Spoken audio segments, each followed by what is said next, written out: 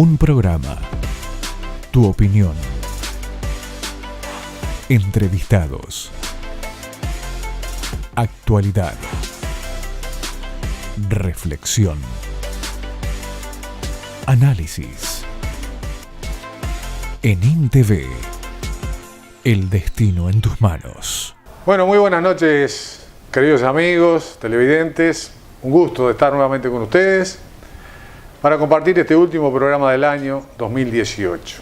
Antes que nada queremos desearles a toda la familia, a todos los santalucenses, vecinos, a todo el Uruguay en definitiva, unas buenas fiestas, unas buenas reuniones, estar juntos, pensar en un mañana mejor, a pesar de las dificultades. Nosotros queremos que ustedes confíen en sí mismos y confíen en la convivencia y confíen en este país, en Uruguay, que a pesar de que territorialmente es pequeño, tiene cosas muy grandes y que podemos llevar adelante. Así que a toda la familia que nos ve a través de INTV y de Cardinal TV, les deseamos unas felices fiestas y un muy buen año 2019.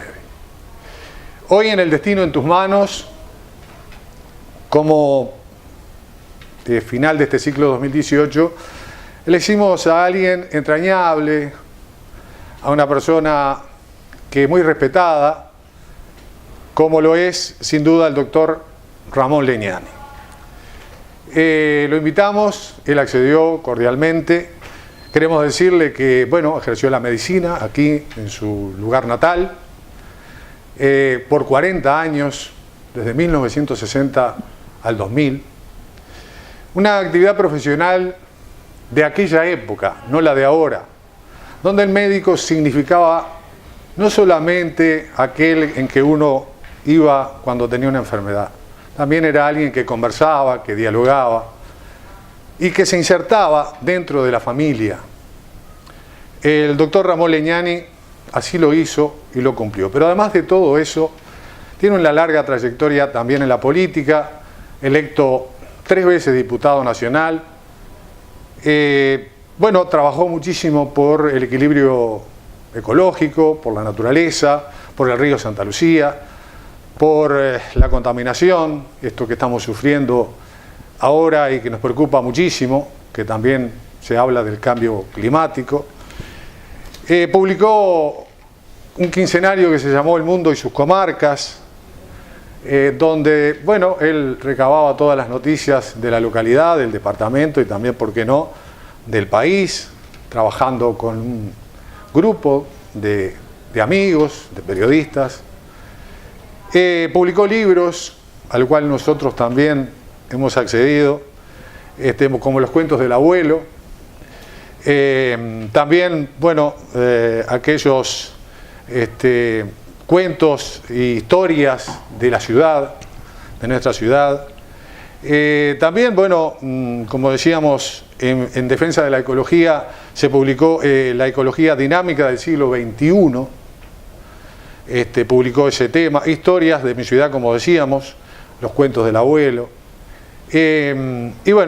Integró el movimiento Pro Hogar Infantil, algo muy importante en la actualidad y que él lo luchó desde abajo, entre otras actividades. Así que en momentitos nada más vamos a estar con el doctor Ramón Legnani Rodríguez.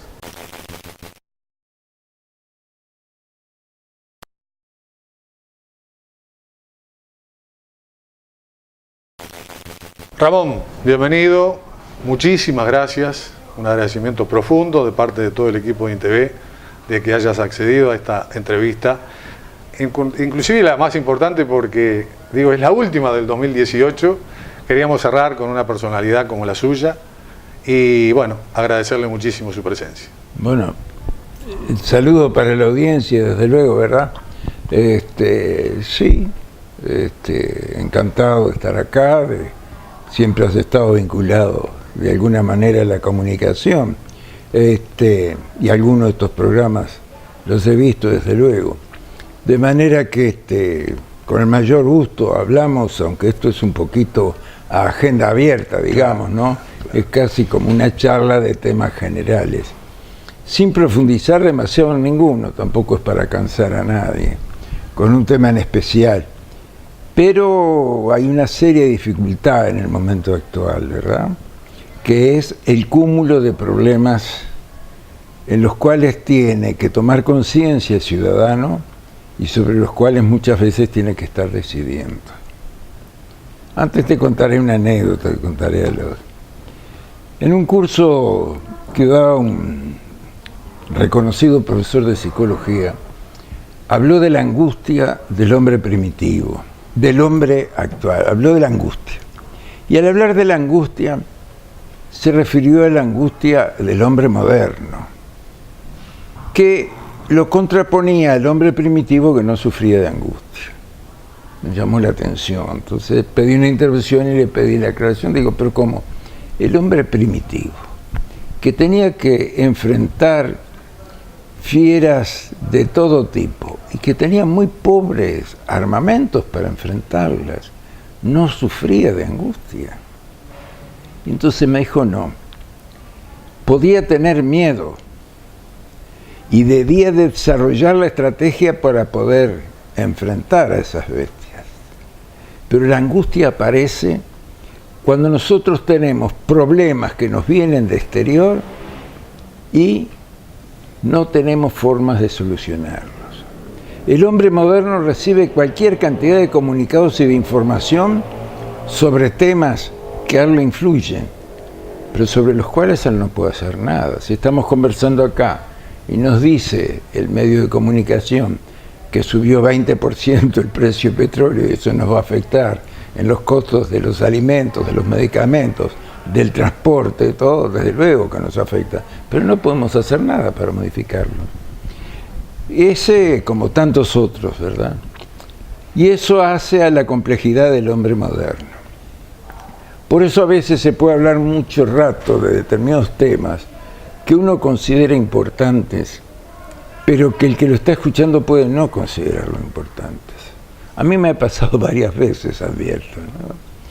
Hace unos años insistimos en algún programita de televisión que tuvimos y en periódicos que siempre nos dan espacio para escribir sobre el tema de la leishmaniasis, del perro vagabundo, del cambio climático, todas esas cosas. Y no faltó quien me dijera, pero siempre hablando de perros. Sí, bueno, pero ¿cómo hago para llamarle la atención que con el cambio climático ya hace más de 20 años que la Organización Mundial de la Salud advirtió que las zonas en que viven los mosquitos y otros gérmenes transmisores de enfermedades, vectores de enfermedades como la malaria y la leishmaniasis, iban a llegar a zonas como nuestro país, que nunca hubieron esas enfermedades. Bueno, cuando yo hablaba de estos temas hace 4 o 5 años fue porque además la Facultad de Veterinaria había pedido que se hiciera un censo, un estudio del promedio de perros que en Uruguay estaban contaminados con leishmaniasis. Yo sé, para la mayor parte de la población puede no resultar familiar esto, porque esta enfermedad es corriente desde siempre en el oeste de Brasil y en el norte de Argentina, porque la transmite un mosquito, un Anopheles, y se traduce en úlceras muy feas, muy desagradables de la piel, del rostro, pero además puede ser mortal cuando atraca vísceras internas. Bueno, desde hace un poco más de 1 año a 2 años estamos teniendo casos de leishmaniasis en el norte del país. Todavía no se ha hecho el estudio de los perros a nivel nacional. Pero cuando a mí me dicen que alguien paseando por el parque encuentra 4 o 5 perritos chicos abandonados, esa persona no sabe que a medida que aumente el número de perros vagabundos, aumenta nuestra exposición a ser contagiados, de repente un familiar del mismo que los abandonó, a ser contagiados por enfermedades que pueden ser graves. Esto, Ramón, que usted me está diciendo, sin duda muy interesante, me lleva a esta pregunta, que ¿en qué ve usted en estos años, en estos 50, 60 años, en qué hemos avanzado porque obviamente hemos avanzado, estuvimos hablando de la salud, que las expectativas de vida ya superan los 75 años, la tecnología obviamente ha evolucionado muchísimo, la informática, como usted decía, estamos acá y nos enteramos de lo que está pasando en Europa, guerras, cosas que el ser humano, como usted decía, no puede hacer nada ni decidir nada. ¿En qué hemos avanzado y en qué hemos retrocedido? Sí, el que está inmerso en una situación social especial es muy difícil hacer una evaluación y comparar el presente con el pasado. Hay ciertos referentes, ¿verdad? Desde que se adquirió conciencia, por ejemplo, de la importancia que tiene el ambiente en la influencia de nuestra salud, de nuestras vidas y de nuestra calidad de vida, cada vez que se hace una conferencia internacional, se evalúa que se está peor que antes. Es decir, hay referentes históricos. Acá estuvo Mauricio Strong a comienzos de este siglo, en el 2002, estuvo en Montevideo. Mauricio Strong fue durante años secretario de la UNESCO y fue el que organizó las conferencias internacionales sobre medio ambiente en Suecia y después en Río de Janeiro en 1992. Y cuando pasó por acá le preguntaron por qué había renunciado. Dijo, mire, a ese cargo, secretario general de la UNESCO, un cargo muy importante, y que él desarrollaba con mucho entusiasmo toda esa tarea en defensa del ambiente. Y él dice, sí, los tratados se aprueban, pero nadie los cumple. Yo iba, además del factor climático que estamos hablando, del cambio climático, de la contaminación, que eso obviamente nos preocupa, iba a la escala de valores, en la convivencia humana, en el respeto entre nosotros. ¿Qué ve usted en la actualidad? Bueno, eso también es difícil de evaluar porque es un tema que tiene aristas filosóficas. Claro. Es como el tema de la moral. Hasta dónde la moral existe y el hombre tiene realmente un comportamiento éticamente aprobado, y hasta dónde se comporta en forma éticamente aprobada por imperio de la necesidad, es decir, que se obliga a que tenga ese comportamiento. Nosotros hemos visto históricamente, desde luego, que cuando hay una interrupción brusca del Estado de Derecho, aparece gente que uno ni pensaba haciendo cosas totalmente fuera de lugar. Yo recuerdo haber examinado, haber charlado y buscado antecedentes en la década del 50, estando de guardia en el Hospital de Clínicas. Yo era estudiante, era practicante, y el problema de esa persona es que le habían efectuado una castración agresiva. ¿Qué había pasado?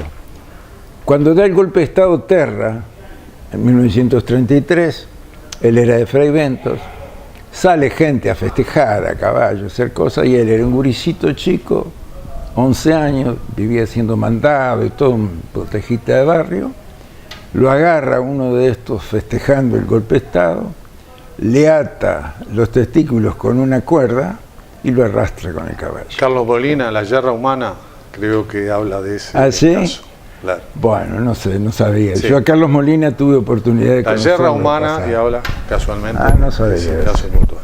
Bueno, cosas como esa, después uno lo ha visto en otras épocas, otras actitudes de gente conocida, que cuando se desaparece el Estado de Derecho tienen un comportamiento totalmente diferente al que tenían mientras estaba cumpliéndose la ley. De manera que ese tema, yo la primera vez que leí que el siglo XIX había sido un siglo de hipócritas, me cayó grosero. Siglo XIX con los románticos, todos los que lucharon por la libertad, todos los escritores, todo un empuje bárbaro, ¿sí? Pero después, cuando uno lee realmente las costumbres y cómo eran, entonces uno empieza a dudar. Es que realmente y está el tema, por ejemplo, de las violaciones a menores, a mujeres, niñas. Un poco elitista de repente. Que ahora se sabe mucho más de lo que se sabía antes. Sí, sí.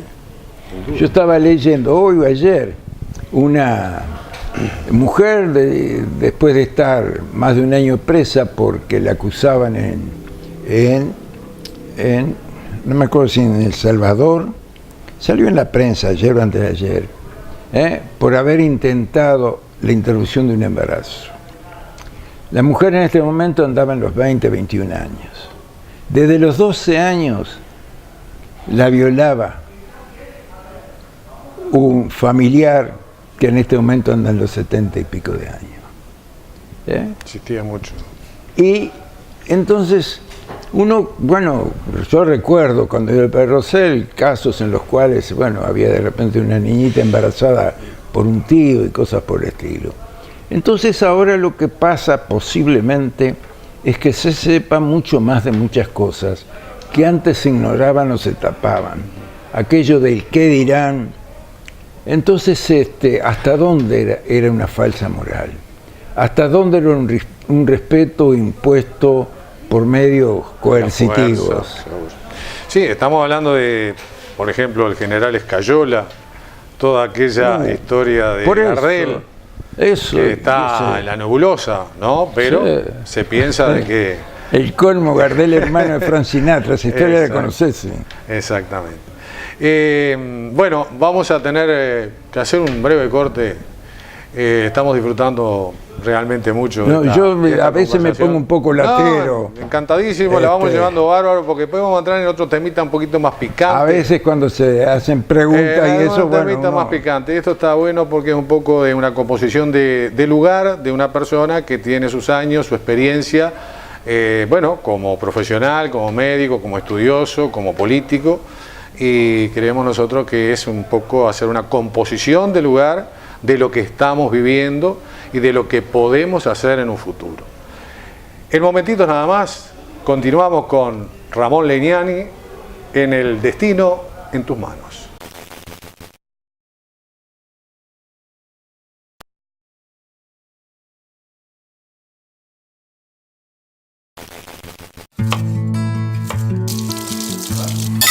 En 5 minutos está pronto. Che, mamá, ¿ustedes alguna vez consumieron marihuana?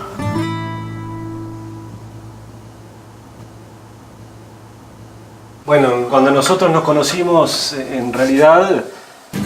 Involucrarnos diariamente con familia, amigos y referentes es una buena manera de prevenir el consumo de cannabis u otras drogas. Informate en infocannabis.gov.uy y recordá que todo consumo tiene riesgos.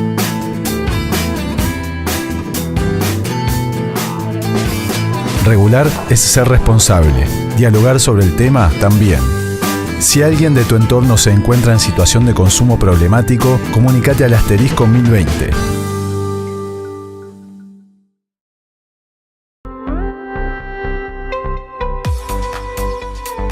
Bioterra es una empresa de valorización de residuos. Estamos transformando más de 15.000 toneladas de residuos al año. Pusimos nuestro corazón acá y queremos que esto sea por lo menos nuestro modelo de lo que queremos acá en el Uruguay. En nuestro país, las empresas pueden desarrollarse y crecer. Informate en transformauruguay.gov.uy. Presidencia de la República. Un Uruguay para todos. En Distribuidora de Alimentos José Fontes e Hijos, somos un grupo de gente en continuo esfuerzo por brindarle lo mejor. En productos alimenticios, desde hace más de 30 años, llegamos a nuestros clientes, apostando a la excelencia en una extensa línea de productos. Chacinados, lácteos, helados, aves, huevos, hielo y una completa variedad en alimentos súper congelados. Desde Santa Lucía hacia el sur del país, nuestra meta es superarnos día a día en distribución, con calidad, higiene y servicio siempre. Estamos en Legnani 715, teléfono 433-49798 y nuestro telefax 433-46597. También a través de nuestro email distribuidor@fontes.com.uy o en nuestro sitio web www.fontes.com.uy. Servicios Petrobras. Despacho de combustible las 24 horas, los 365 días del año. Lavado de vehículos, cambio de aceite, venta de supergas. Mini Mercado. Fundada en el año 1928 por Vicente Justo Romero. Generación tras generación construyendo historias junto a clientes y amigos. Agencia Petrobras. En Casa Santiago Miguel estamos de feria con grandes descuentos.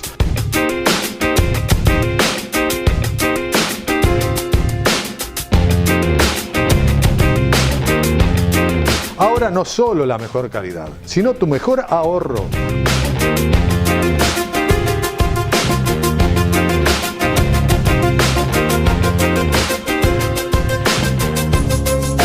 Compruébelo, pase por Casa Santiago Miguel.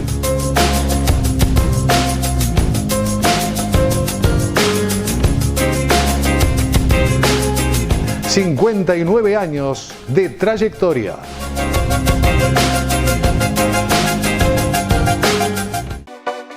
Santa Lucía Repuestos, 23 años en el mercado. Aceite Repsol, mineral, semisintético y sintético. Si no tenemos en stock, su repuesto estará en el día. Todos los repuestos para motos. En su nuevo local de Artigas 457. Teléfono 43 34 74 99. Mail Pablo de Sousa 3@gmail.com. Santa Lucía Repuestos. ¿Qué necesitas cuando organizas un evento? Martín Villamil Audio Pro brinda servicio de sonido y luces para conciertos, fiestas y eventos con comprobada trayectoria y experiencia profesional. Cuenta con un equipamiento cuidado y de alta calidad que, sumado a un cálido diálogo, hace que tu evento salga perfecto. Martín Villamil Audio Pro. Calidad y confianza acorde a tus necesidades. 092-629-460.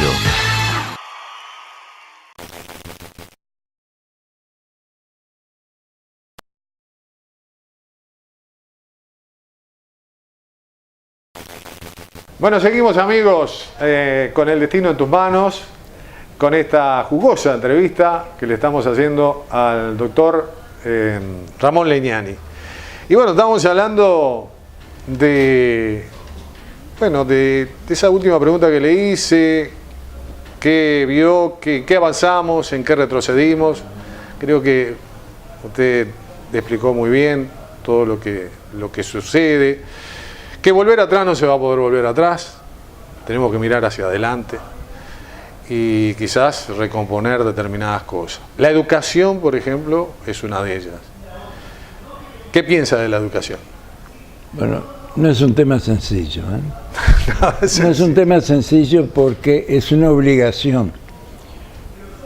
Primero, existe la educación en centros especiales.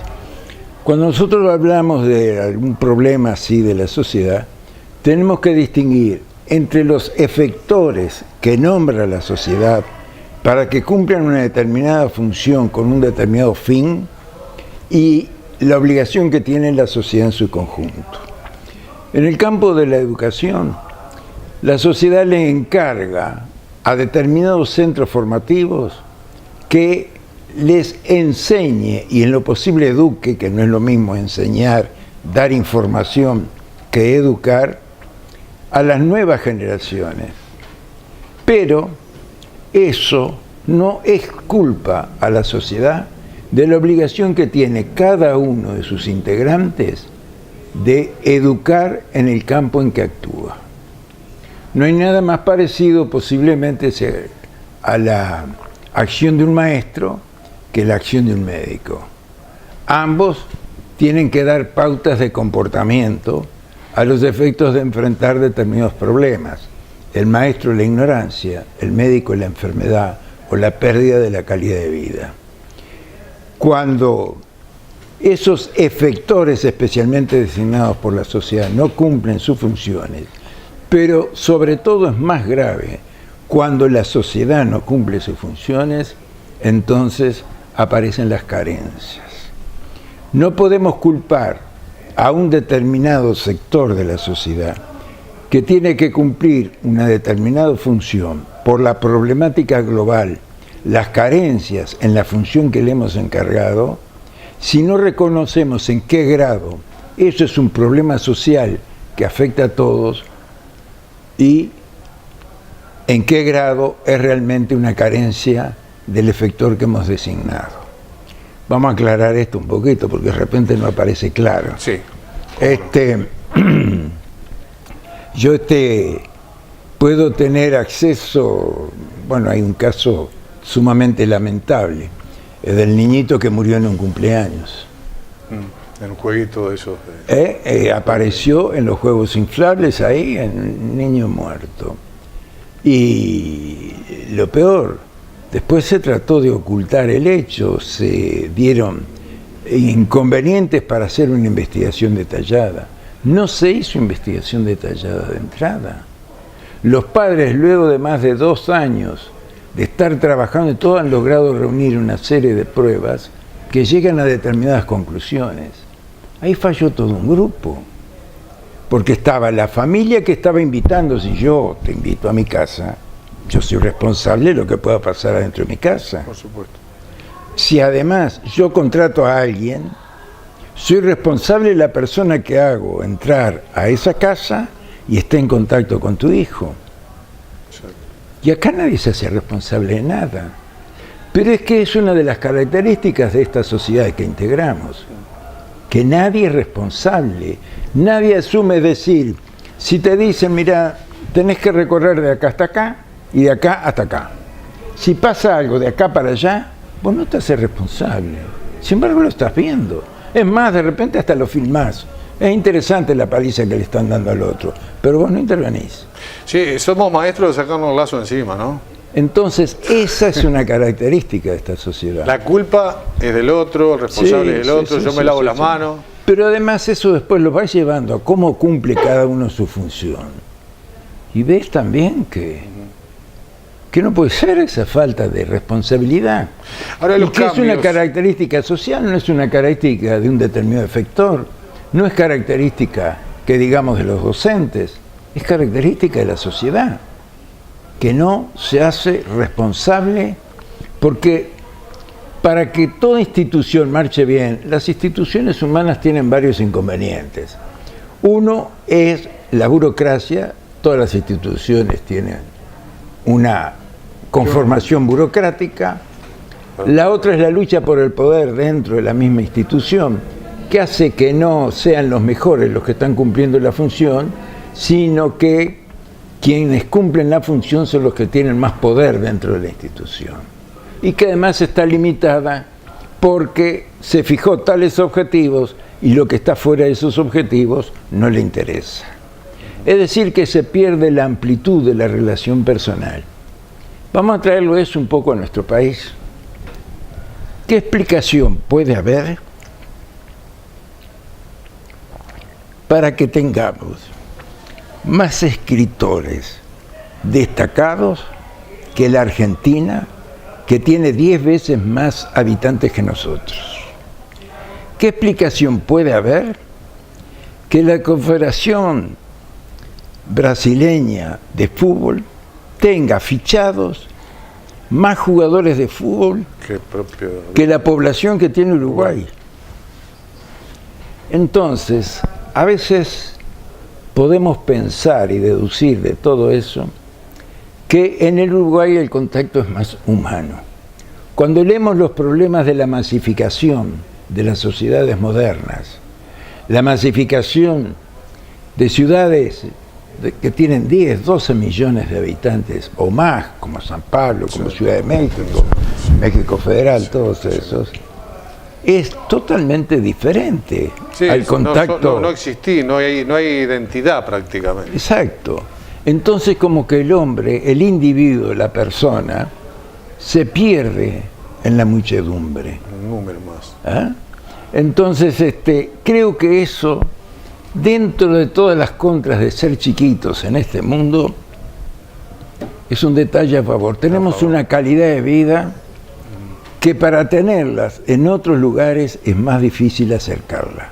Hablando de educación, Ramón, usted me creo que iba a un lugar Creo que es diferente educar de repente en un barrio marginal, en una escuela rural. Bueno, eso quería ir a ese punto también. Bueno. La diferencia entre el siglo XIX y el XX en cuanto a la disponibilidad que tenía el rico y la disponibilidad que tenía el pobre, y la disponibilidad que tienen actualmente el rico y el pobre. ¿Qué entiendo por disponibilidad? La posibilidad de llegar a tener determinadas cosas, no el consumo ese banal y superficial, no, a tener acceso a determinadas calidades de vida. En los siglos anteriores, ¿qué diferenciaba fundamentalmente, aparte del poder, al individuo que acumulaba riqueza y que andaba a caballo? Y un individuo ahora que tiene riqueza y que tiene que desplazarse.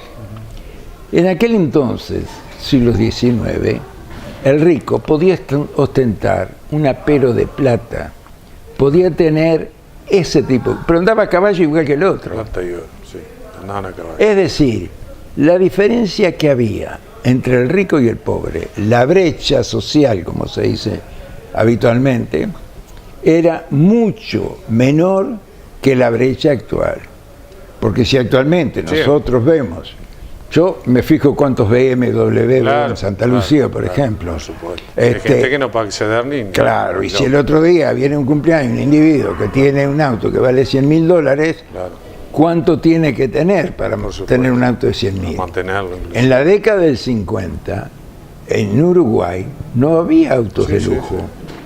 Es decir, eso es una de las cosas que ha cambiado. Ahí entraríamos también en otra parte, ¿no?, de la educación, la sociedad de consumo, ¿no? Eso también creo que está como enfermando un poco a la sociedad. Por eso es que yo el materialismo nos está... Quería diferenciar entre los efectores y la sociedad en su conjunto. Porque si yo veo que hay una respuesta similar en Inglaterra, en América, en la Argentina y acá, en cuanto a determinados comportamientos de quienes van a acceder a la sociedad, eso es porque tienen un motivo común. La globalidad o la globalización se ha cumplido sobre todo en el área de las comunicaciones, más que en cualquier otra área. Y la comunicación informa y educa. ¿Cuántas cosas se hacen por imitación? Muchísimo. Porque además, muchas veces nos cansan los avisos repetidos, ¿verdad? Pero está demostrado, hay un estudio muy interesante que se hizo en la guerra del 14 al 19. Cuando Estados Unidos se preparaba para el ingreso de la guerra, hizo al barrer a cantidad de reclutas, les hizo estudios de cociente intelectual. Allí fue donde determinaron que había un porcentaje importante de la población que tenía una capacidad intelectual suficiente para las tareas diarias, para desempeñar un trabajo, para atender a su propia vida y su propia existencia, pero no tenía capacidad de abstracción. No podía hacer pensamientos idearios más complejos de los que habitualmente requiere la vida corriente. La publicidad está basada fundamentalmente en la sugestión. Por eso es que utiliza tanto la repetición. Y está dirigida sobre todo a los sectores que son más sensibles a esa sugestión. No es la misma la publicidad para alguien que tiene una determinada apetencia o una determinada edad que la publicidad dirigida para los niños. Es totalmente inmoral. Y esto me trae algo que siempre he dicho. La profesión que me parece más inmoral del siglo XX es la de publicista. Porque el publicista estudia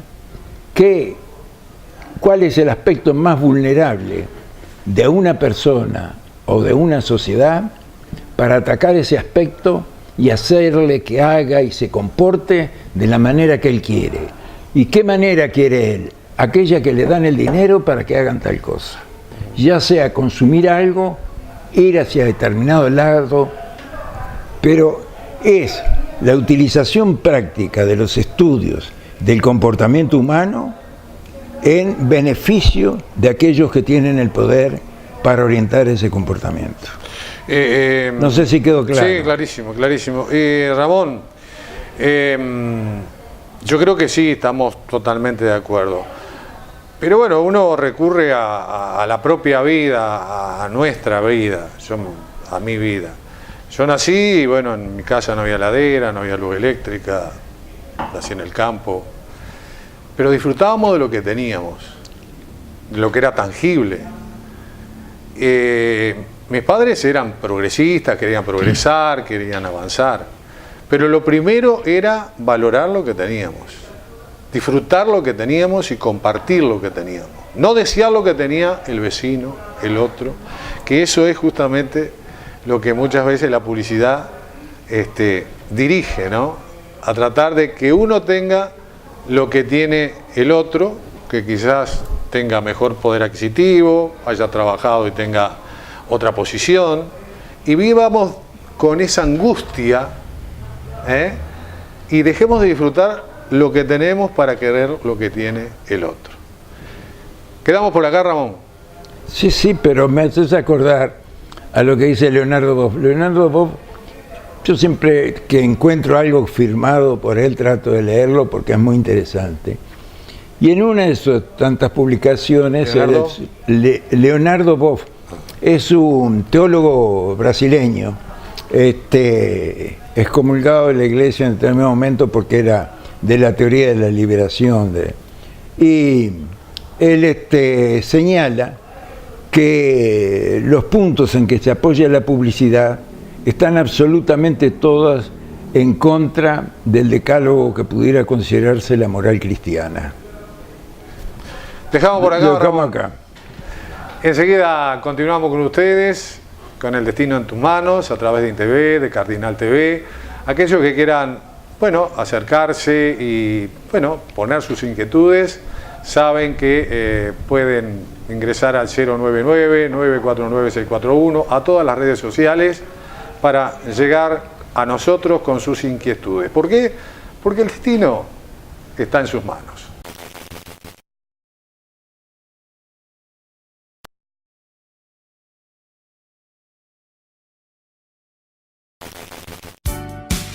En Distribuidora de Alimentos José Fontes e Hijos, somos un grupo de gente en continuo esfuerzo por brindarle lo mejor. En productos alimenticios, desde hace más de 30 años, llegamos a nuestros clientes, apostando a la excelencia en una extensa línea de productos. Chacinados, lácteos, helados, aves, huevos, hielo y una completa variedad en alimentos súper congelados.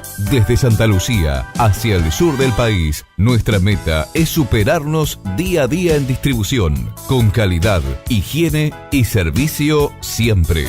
Estamos en Leñani 715, teléfono 433-49798 y nuestro telefax 433-46597. También a través de nuestro email distribuidor@fontes.com.uy o en nuestro sitio web www.fontes.com.uy.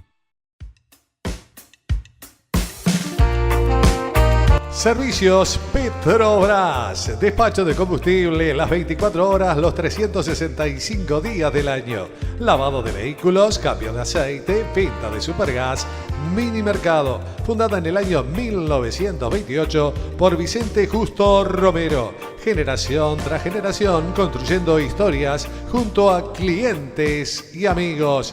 Agencia Petrobras. En Casa Santiago Miguel estamos de feria con grandes descuentos.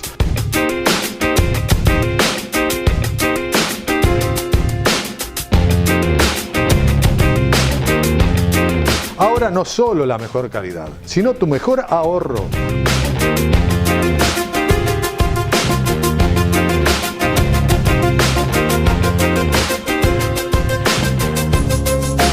Compruébelo, pase por Casa Santiago Miguel.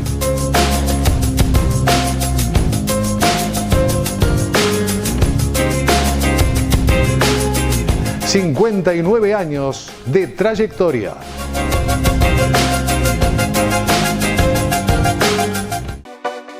Santa Lucía Repuestos, 23 años en el mercado. aceite Repsol, mineral, semisintético y sintético. Si no tenemos en stock, su repuesto estará en el día. Todos los repuestos para motos en su nuevo local de Artigas 457. Teléfono 43 34 74 99. Mail Pablo de Sousa 3@gmail.com. Santa Lucía Repuestos. ¿Qué necesitas cuando organizas un evento? Martín Villamil Audio Pro brinda servicio de sonido y luces para conciertos, fiestas y eventos con comprobada trayectoria y experiencia profesional. Cuenta con un equipamiento cuidado y de alta calidad que, sumado a un cálido diálogo, hace que tu evento salga perfecto. Martín Villamil Audio Pro. Calidad y confianza acorde a tus necesidades. 092-629-460.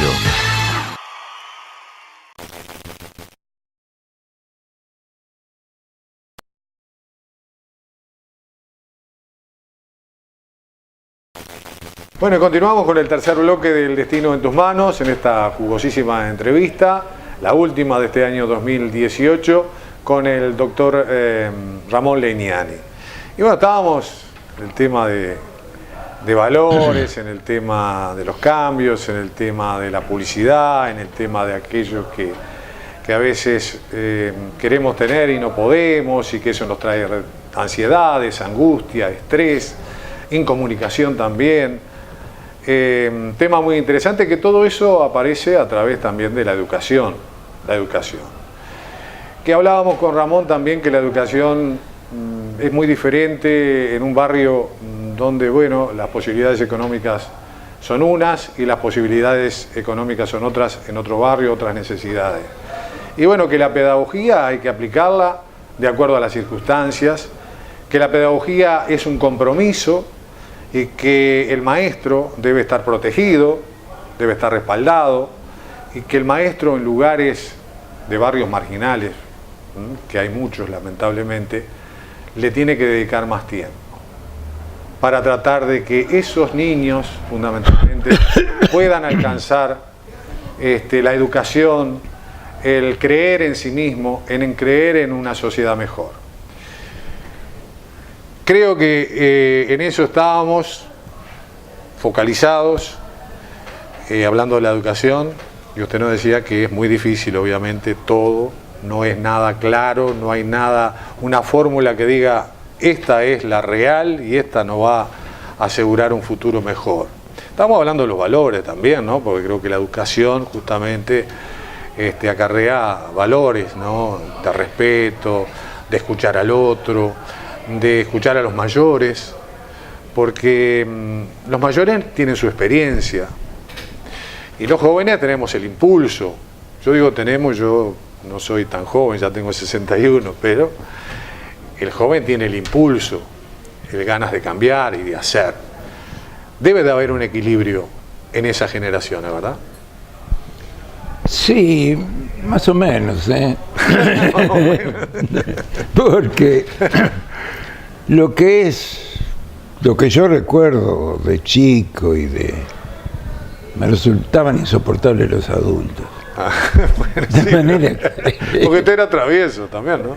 No, y cada uno tiene su visión del mundo, ¿verdad? Claro, sí, obvio. Y el respeto por las personas no es un respeto que sea por jerarquía social ni por diferencias de edades. Primero es un respeto general a la vida que uno tiene que tener, ¿verdad? Todo ser vivo, sea ser humano o no, tiene que tener nuestro respeto y nuestra consideración.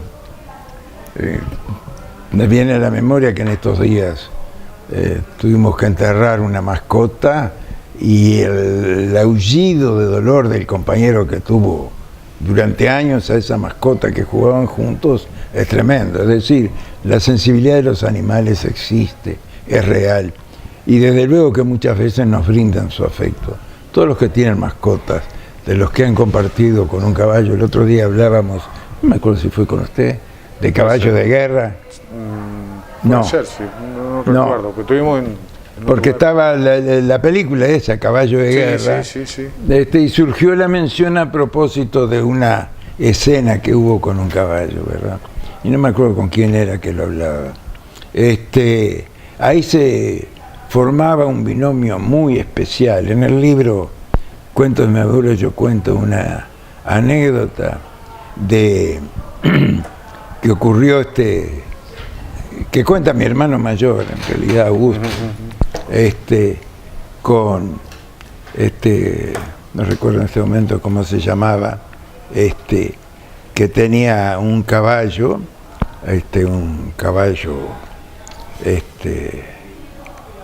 que, bueno, estaba todas las vueltas. Nosotros cuando jugábamos al fútbol en el campito lo veíamos pasar Rosselló, el viejo Rosselló. Ah, Rosselló. Pasaba de poncho blanco, sombrero aludo y a caballo.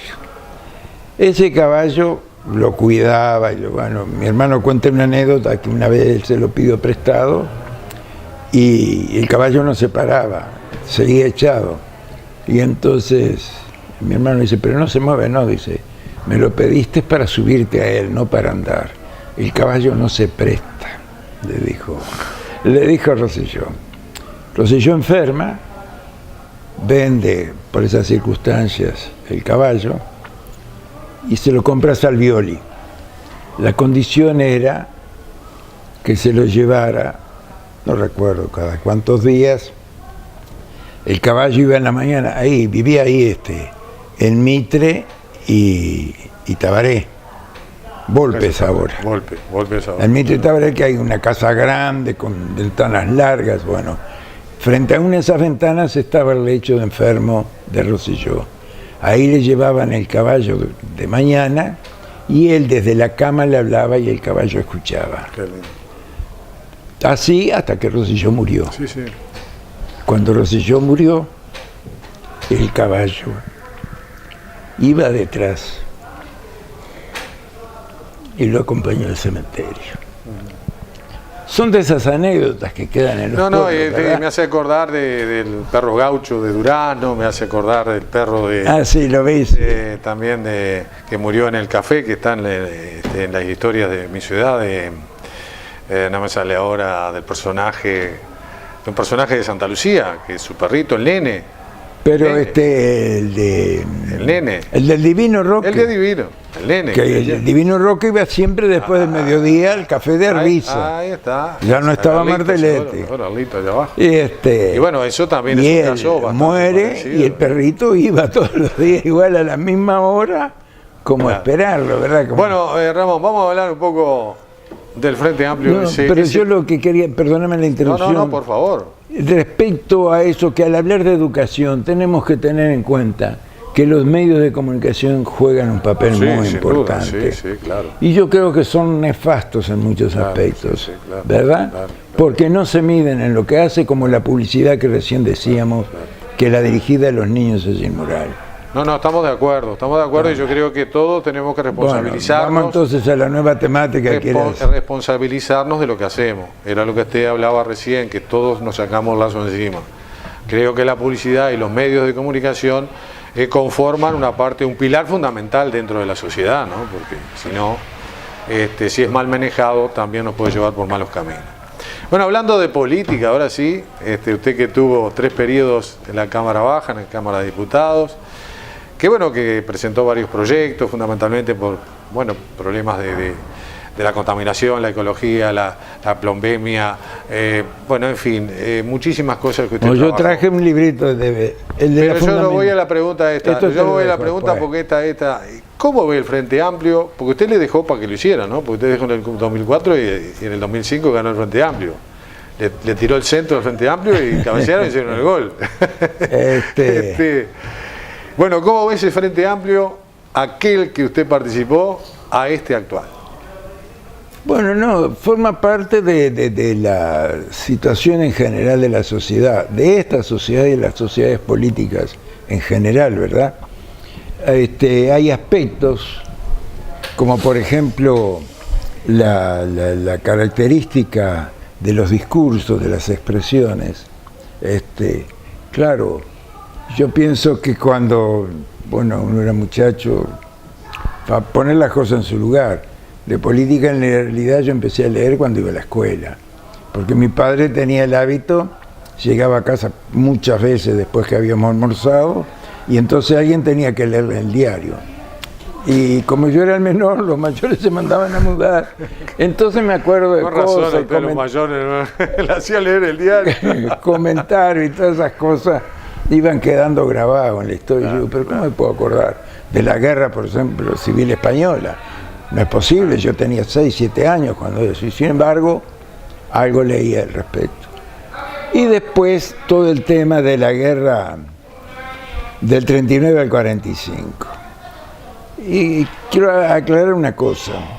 Bueno, hay que tener en cuenta que el siglo XX ha sido considerado por los historiadores, bueno, por muchos que han sido actores en él, como el siglo más carnicero de la historia, ¿verdad?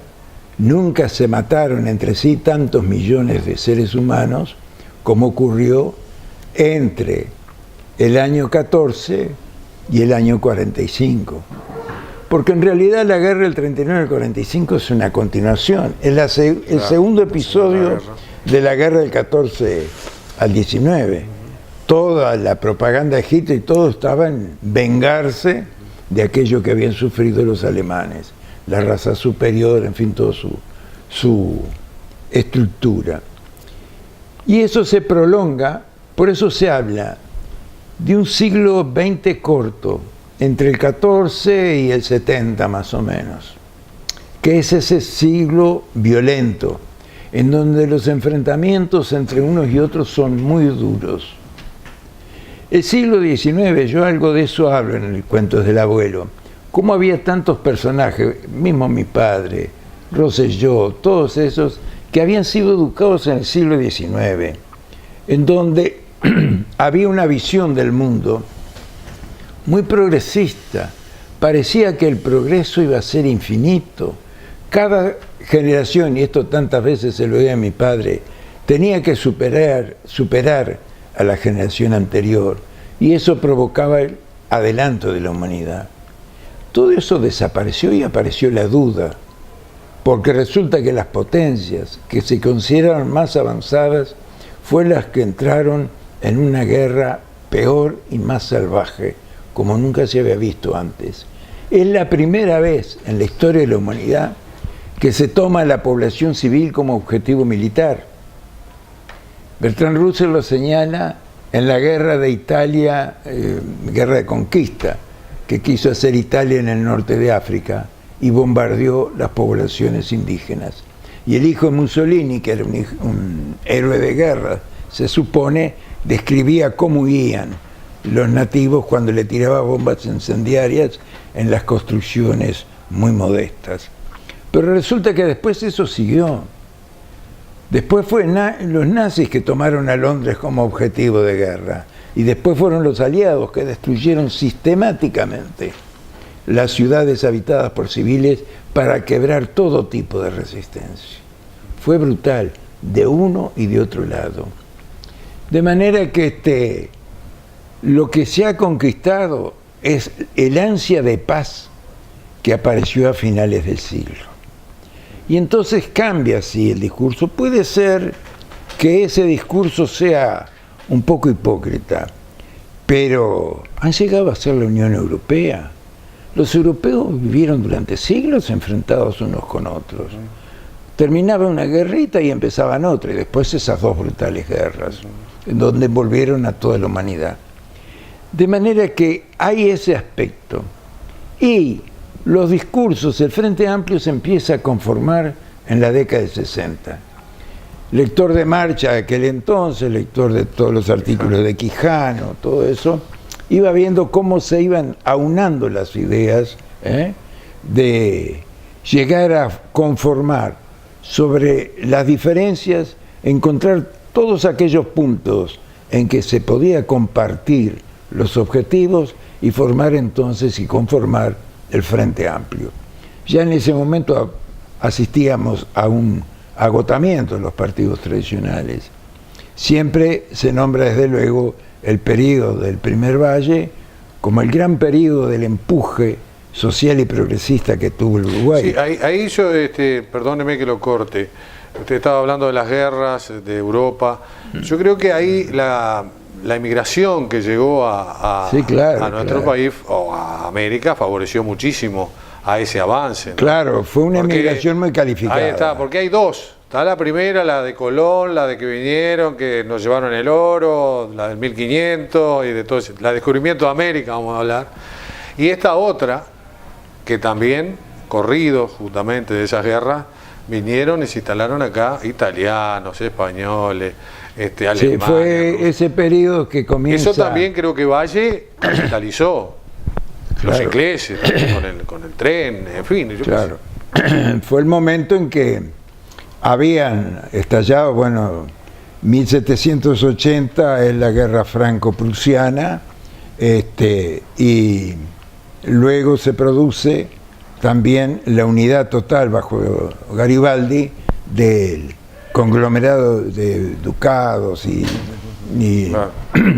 Y bueno, Valle, claro, como usted decía, aprovechó toda esa oportunidad. Yo lo que quería referirme pero después justamente al agotamiento de los partidos tradicionales. No era tanto que fuera uno que estaba impulsando desde su partido, sino que había, porque no debemos olvidar, por ejemplo, que no tengamos la presencia de militares extranjeros en Uruguay en base a que existieran bases militares de países extranjeros, como pretendía poner Estados Unidos, gracias al rechazo de Herrera, porque Herrera se opuso tenazmente, lo trataron de nazi, qué sé yo, pero la cuestión es que fue un factor fundamental para que no tengamos bases militares extranjeras en nuestro país.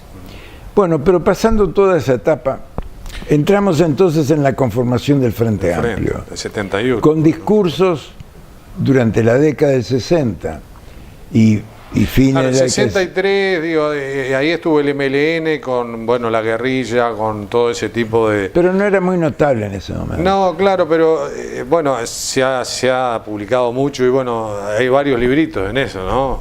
Tiene de todo. Se basó mucho en la revolución de Cuba, cubana, en el Che Guevara. Tuvo mucha influencia. Todas esas figuras emblemáticas. Yo recuerdo que iba al liceo y el Che Guevara era una de las figuras que pululaba por todos lados. Inclusive el Che Guevara estuvo acá y dijo que la revolución armada acá en este país no era viable, no era aconsejable porque ya existían las cosas por las que luchaban en otros países. Exacto. Y por ahí fue que Serena inclusive, y muchos de ustedes resolvieron hacer una unión de partidos de izquierda para tratar de contrarrestar ese sistema, ¿no?, que ustedes dicen venía acotado, venía con desgaste, el gobierno de Pacheco, con medidas prontas de seguridad, después Bordaberry, que tomó el poder, recordaba lo de Wilson Ferreira Aldunate, que se quedó discutida también la elección, que unos dicen que que aparecieron urnas perdidas, y todo ese tipo de cosas que en definitiva nos trajeron una dictadura, obviamente, ¿no? El Frente Amplio optó por participar de las elecciones. Y creo que ahí empezó ese periplo y ese crecimiento y esa madurez quizás de ese partido. Que ya ahora no podemos hablar de dos partidos, podemos hablar de tres perfectamente, ¿no? Pero por eso va la pregunta, ahora en la actualidad, Frente Amplio con temas de Sendic, de León, problemas de ANCAP, Luna, ¿no habrá también un determinado desgaste en las fuerzas de izquierda? Sí, lleno de uruguayos. Yo siempre un poco en broma digo, porque no escapa al conjunto de la sociedad uruguaya, ¿no? No vamos a poner a los otros inocentes. Porque no.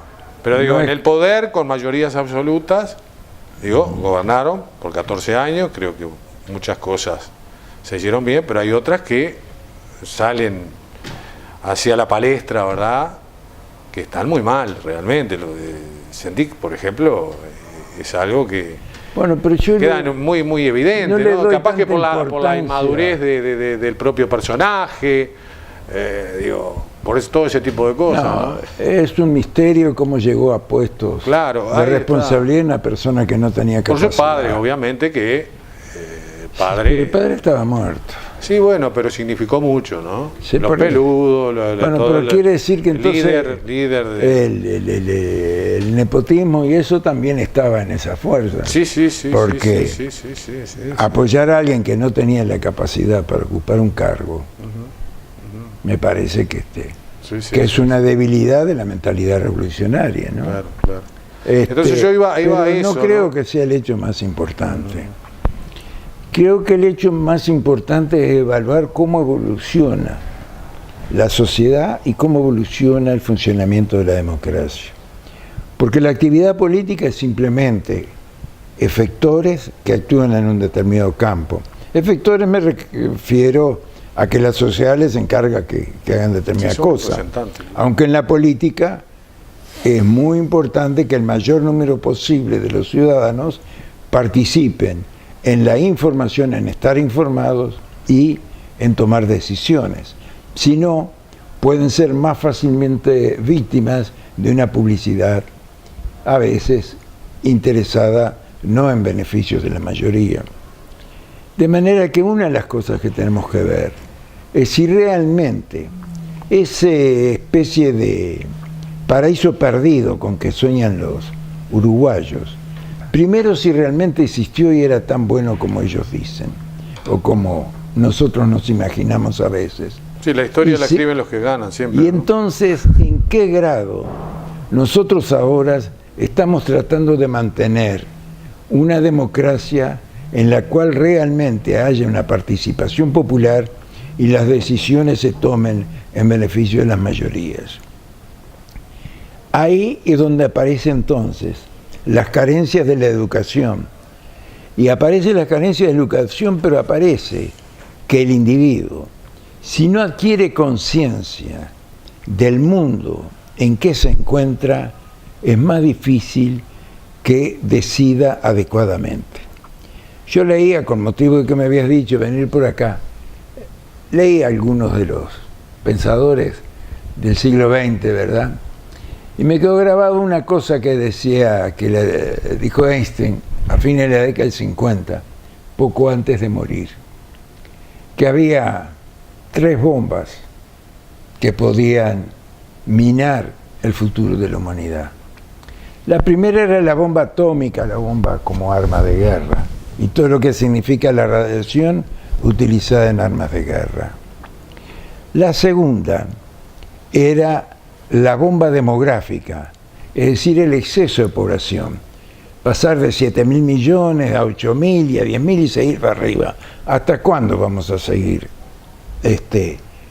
aumentando de esa manera geométrica la población de la humanidad? Y la tercera bomba,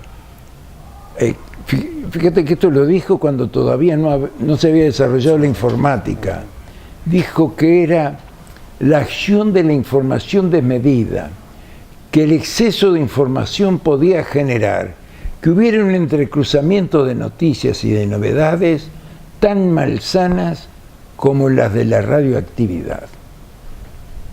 ¿Qué quiso decir con todo eso? Pero cuando uno analiza ahora todo lo que está pasando con los medios de comunicación, no solo con las noticias, porque vamos a entendernos, hablamos del cambio climático. En el año 2007, es decir, en la década del 90, los meteorólogos, todos los estudiosos del clima, la enorme mayoría, más del 90%, se pusieron de acuerdo en que se estaba produciendo un calentamiento de la atmósfera por efecto humano, es decir, de origen antropogénico. Ese calentamiento se aceptó por la ONU, que nombró una comisión de meteorólogos internacional para ir siguiendo ese calentamiento. Y en el año 2007, en uno de esos think tanks, como nombran ahora, que dan noticias y pensamientos como si fueran noticias científicas, pero no son científicas, en Chicago, no sé si has leído sobre el Club de Bilderberg, donde se reúnen los más ricos del mundo y ahí toman las decisiones. Y tienen un think tank en Chicago.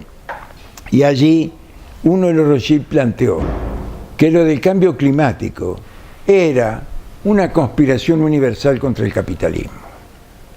Desde ese momento, las noticias que se dan en los medios noticiosos internacionales bajó abruptamente en lo que se refiere a la posibilidad de que haya un cambio climático. Cambió la posición del Partido Republicano de Estados Unidos y tenemos un Trump que está diciendo que el cambio climático es puro verso. Tenemos otros que siguen los pasos de Trump. Entonces esto se parece mucho, ¿verdad?, a cuando se van peleando dos en un bote, como la vieja película de Cowboy. Se van peleando en el bote y van derecho a la cascada y se siguen peleando. Y acá no se toman las medidas adecuadas. Entonces, ¿cómo logro que quien tiene que tomar las decisiones en una democracia, que es la mayoría de la población, tome decisiones adecuadas de acuerdo con el conocimiento? Si ese conocimiento no le llega puro, límpido, transparente, le llega alterado, muchas veces desviado, no hay mentira mayor que la media verdad. Sí, sí, Estuvieron años con sequía en California, después le siguieron los incendios. ¿Alguien habló de cambio climático? Muy pocas veces mencionaron la palabra cambio climático. Hay varias cosas sobre el cambio climático. Y enrabado también con el tema del crecimiento demográfico del planeta. Ahora estamos viendo las multinacionales que manejan los transgénicos, manejan las semillas, acumulan cada vez más riquezas. No, las multinacionales. Porque justamente el argumento que ellos imponen es que hay que darle más a más las multinacionales personas no manejan de las semillas, manejan el mundo. Bueno, sí, manejan la alimentación. En el año 2002, no me acuerdo cómo se llama. Y otra cosa, perdóneme, grabado con el cambio climático, y está UPM, que estamos como locos por poner otra papelera acá. Sí. ¿Qué opinión? Digo las dos cosas, si la puede... Sí, no, vamos a dejar el cambio climático por un lado, bueno, decir, el cambio perfecto. climático y el tema de las transnacionales. Quiero decir una cosa. A comienzo del siglo, una economista inglesa, que fue la que asesoró al gobierno de los soviets para pasar de ser soviet, es decir, con toda la economía regimentada, planificada, a pasar a un mercado libre. Esa mujer escribió un libro que se llama El poder en las sombras. Y el poder en las sombras es el poder de las multinacionales, como en todo el mundo hacen que todos los organismos tomen decisiones que las favorecen. Bueno, a eso vamos, por eso yo quería hablar de hacia dónde van las democracias, porque ya no es más el poder en las sombras. Están tomando el poder descaradamente, sin rubor ninguno, y entonces los empresarios se presentan como ¿qué? Como buenos administradores. Claro que pueden ser buenos administradores, van a ganar mucho dinero, y las élites van a ganar mucho. Precisamente a eso quería referirme.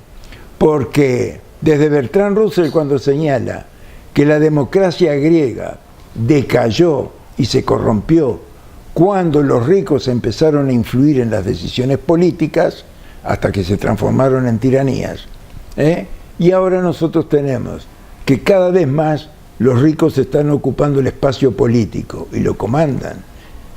Y sonrisa acá, sonrisa en eso allá. estábamos hablando inclusive anteriormente de cuidar la democracia. Creo que usted lo dijo hoy. Claro. Creo que fue fuera de aire, de que debemos cuidar la democracia, ¿no? Y bueno, ahora vemos un Bolsonaro en Brasil, bueno, Chile también. No lo conoce a Juan, Macri. no había una canción, No lo conoce a Juan. Juan, flaco que era albañil. Bueno, ahora apareció acá Sartori también, que es otro, bueno, va bien. Ya dos caudillos de Larrañaga, uno es Cerro Largo, Bueno, otro está Nicolás bárbaro. Rivera, ya Ahora, decidieron ¿qué pasa? apoyarlo. Digo, los gobiernos de izquierda, digo, que han estado y han gobernado con mayorías inclusive aquí en el país. Bueno, la gente comenta que el asistencialismo que ha tenido, que creo que era un debe, ¿no? Obviamente a las clases menos poderosas, no han dado el resultado que quizás el Frente Amplio esperaba, ¿no? No se vio el ida y vuelta. Y eso lleva de repente a que las sociedades se aburran un poco y bueno, y tomen por el voto castigo, no el voto pensado. Hay un problema. Y eso es peligroso realmente, ¿no? ¿Cómo ve cada uno la organización del Estado, verdad? Porque yo recuerdo hace poco declaraciones que hicieron inmigrantes acá, entrevistas de la televisión, en que una madre venezolana, creo que venezolana, hablaba, le preguntaban si estaba contenta de haber venido a Uruguay. Imagínese, decía ella, mis hijos van a la escuela, si tenemos problemas de salud, tenemos salud pública. Vienen de lugares donde no tienen todos esos servicios, que si el Estado los da, es porque está cobrando impuestos en otro lado. Alguien se está quejando de que el Estado le está quitando plata. Y algunos hablan de todas esas leyes sociales como si le estuvieran sacando una ganancia que él se merece. Lo de merecerse en medio de una sociedad es muy dudoso. Yo siempre me pregunto, tantos que son self-made man, como es decir, el hombre que se hizo solo y gracias a eso llegó a tener capitales enormes por su viveza, ¿lo hubiera hecho en el desierto? ¿O es en medio de la sociedad en que está? ¿Y no tiene que devolverle algo a la sociedad en la que está para compensar esa riqueza que él acumuló? Es que muchas veces no tiene ni forma de gastarla. Claro, si ahora ya se sabe, menos de 200 personas en este momento tienen un capital similar al que tiene la mitad de la humanidad. Y para dentro de 10 años, 80 personas, las que caben en una sala de cine chica, van a tener la mitad del capital de la mitad de la humanidad. Es decir, van a tener la totalidad del capital que la mitad de la humanidad. Hace poco salió, no me acuerdo cómo se llama, un libro en Francia, muy interesante, porque habla del origen del capital, de los capitalistas, es decir, de los dueños del capital, de finales del siglo XX. Casi ninguno ha tenido en la conformación de ese capital una acción esencial, lo heredó. Y luego se sienten los dueños de tomar decisiones sobre los demás. Hay una frase de un teórico norteamericano que siempre me gustó mucho, tiene muchos libros, Johnny Galbraith se llama, pero no me acuerdo el otro nombre. Lamentablemente, que él dice que los que en la época de florecimiento de la economía, los que se ven pasar muchas veces como campeones por la forma en que se comportan y acumulan capital, cuando llegan las épocas de crisis, se ven pasar pero para los banquillos de acusados, porque no muchas veces ese capital está bien habido. Ramón, hablando de esto, que creo que es muy interesante, del asistencialismo, de que el rico tiene que ayudar al pobre, y está correcto, pero la realidad indica, en la parte productiva de producción están quedando los grandes productores, en la parte comercial están quedando los grandes comercios, en la parte industrial también están quedando las grandes riquezas.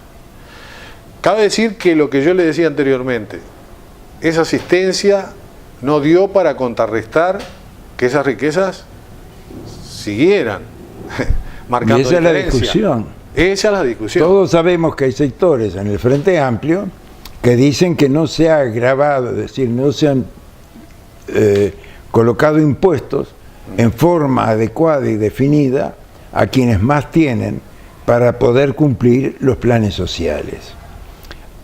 Pero por eso, en la captación del total de la sociedad, no se puede tomar muchas veces por sectores, porque al analizar, por ejemplo, la política económica internacional y el poder que tienen las multinacionales, muchas veces se llega a la conclusión que los gobiernos hacen lo que les dejan hacer. no pueden hacer mucho para modificar las cosas. Porque lo que estamos viendo, así como hablábamos la brecha social, cómo había aumentado entre el siglo XIX y el siglo XX, la brecha social sigue aumentando, pese a que ha habido esfuerzos desde el gobierno para que esa brecha no aumente. Desde luego que es mucho mayor en Brasil, desde luego que está siendo mucho mayor en la Argentina, desde luego que en Francia, donde dicen que los chalecos amarillos protestaban por el precio de la nafta, eso es la mitad de la verdad, es una gran mentira. La gente protestaba porque primero Macron quería sacar el salario mínimo, rebajar las jubilaciones, le sacó un impuesto enorme al patrimonio de los más ricos. Y ahora, como frutilla a la torta, primero sacó una ley por la cual no se podía andar con modelos de autos anteriores a un determinado año. Quiere decir que incluso los más modestos tuvieron que cambiar de modelo de auto, sea como fuera, si no, no los dejaban circular. Y arriba de eso les ponen un impuesto a la nafta. Entonces, claro que los chalecos amarillos se movilizaron, pero no es casualidad que uno de los primeros anuncios de Macron haya sido que el salario mínimo lo iba a aumentar 100 euros.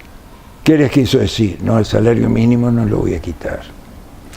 Ramón, muchísimas gracias el agradecido por este rato tan ameno, tan aportador.